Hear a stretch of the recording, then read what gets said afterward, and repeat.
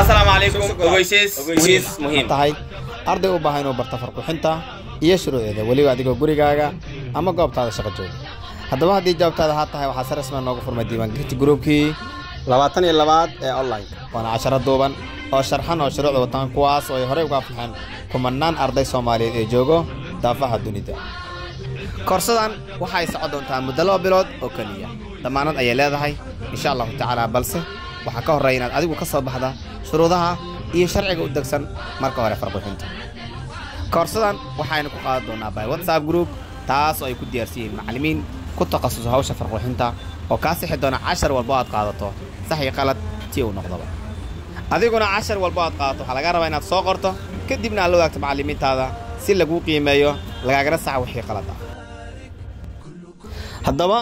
haddii aad u baahan tahay inaad iska diiwaangeliso koorsadan si fudud waxaad la xiriirtaan lambarkan kaaga muuqda shaashada plus 25 26 15 91 40 ama haddii aad gudaha joogto waxaad ka reebi kartaa faraha waxaad ka bilaabi kartaa eberli 15 91 40 WhatsApp ama call tikuro sidoo kale haddii aad u baahan tahay farqixinta inaad ku barato si offline ah waxaad booqan kartaa xarumaheena Muqdisho gaar ahaan isgoyska baar waxa degmada Halwadaag waxayna shaqeysaa maalmaha Khamiis iyo Jimcada labada gelin iyo sidoo kale maalmaha caadiga sida Sabtiga Axad iyo Isniinta labada gelinba sidoo kale xarunteena taleeh waxay ku taalaa masjidka Cabdirashiid Cali Sarmaaka agtiisa waxayna shaqeysaa maalinta Isniinta iyo maalinta Talaadada gelinka dambe iyo sidoo kale Khamiis iyo Jimcada labada gelinba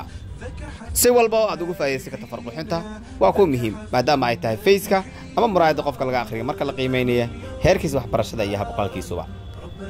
ugu dambeyn gabagabada koorsadan waxaad awood u yeelan doontaa inaad samaysato saxiix adiga ku gaara kaasoo ku fadhiya sharci lagana koobiyay karin biidnillaah kariim waad ku maastahay daawashada muuqaalkan ila dhamaadka haddii aad nala socotay waxaan ka codsanaynaa muuqaalka aad noo sheegarayso lana wadaag saaxiibada